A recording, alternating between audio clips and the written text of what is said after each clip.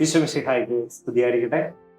Raza CHARIS മീഡിയയുടെ എല്ലാ പ്രേക്ഷകർക്കും വിശുദ്ധ അൽഫോൻസാമയുടെ ജീവചരിത്രത്തെക്കുറിച്ച്, ജീവിതത്തെക്കുറിച്ച് ചിന്തിക്കുകയും ധ്യാനിക്കുകയും ചെയ്യുന്ന ഈ മനോഹരമായ എപ്പിസോഡിലേക്ക് സുസ്വാഗതം.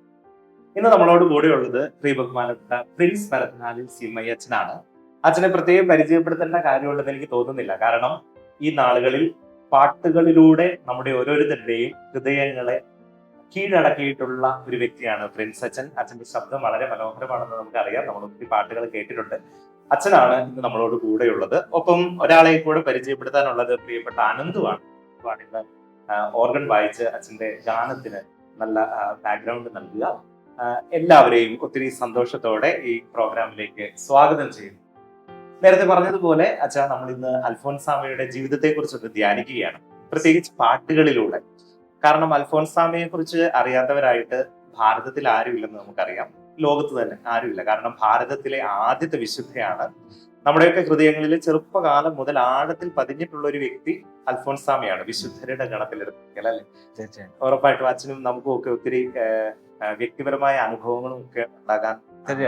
ചെറുപ്പത്തിലൊക്കെ നമുക്ക് ഞാനൊക്കെ കേട്ടു വളർന്നിട്ടുള്ള, അമ്മച്ചിയൊക്കെ പരിചയപ്പെടുത്തിയിട്ടുള്ള ഒരു വിശുദ്ധിയുടെ മുഖം എന്ന് പറയുന്നത് ഈ അൽഫോൻസാമയുടെ മുഖം കണ്ടിട്ടാണ് നമ്മൾ ശരിക്കും അവരിലേക്ക്, വിശുദ്ധരിലേക്ക് എത്തുന്നത്.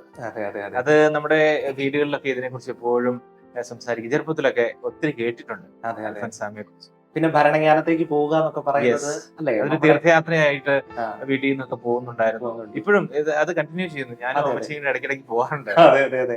പ്രത്യേകിച്ച് ഞാനൊരു മലബാറുകാരനാണ്. അപ്പൊ മലബാറിൽ നിന്ന് ഈ ഭരണജ്ഞാനം വരെയുള്ള യാത്ര എന്നൊക്കെ പറയുന്നത് ബസ്സിലൊക്കെ പ്രാർത്ഥിച്ചും അൽഫോൻസാമയുടെ ജീവിതത്തെ കുറിച്ച് ചിന്തിച്ചും ഒക്കെയുള്ള ആ ഒരു യാത്ര വളരെയധികം ഒരു അനുഭവ വേദ്യമായിരുന്നു കാലഘട്ടങ്ങളിലൊക്കെ.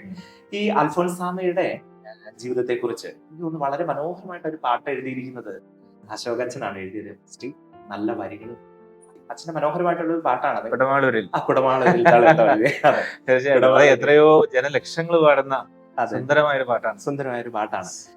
മനോഹരമായ വരികളല്ലേ അച്ഛാ? എനിക്ക് തോന്നുന്നു തീർച്ചയായിട്ടും ആ കുറച്ച് വരികളിൽ തന്നെ ആ ജീവിതം മുഴുവൻ അൽഫോൻസാമയുടെ ഒരു കുഞ്ഞു ചരിത്രം തന്നെ അച്ഛൻ ഉൾപ്പെടുത്തി എഴുതുന്നു.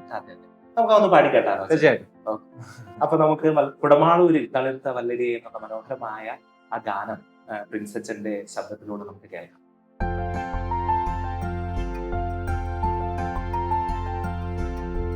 കുടമാളൂരിൽ തളിർത്ത വല്ലരിയേ, മുട്ടുച്ചിറയിൽ വളർന്ന പൂമൊട്ടേ, ക്ലാരമടത്തിൽ വിരിഞ്ഞ നറുമലരേ, ഭൂമുഖമാകെ നിറഞ്ഞ സുഗന്ധം നീ. കുടമാളൂരിൽ തളിർത്ത വല്ലരിയേ,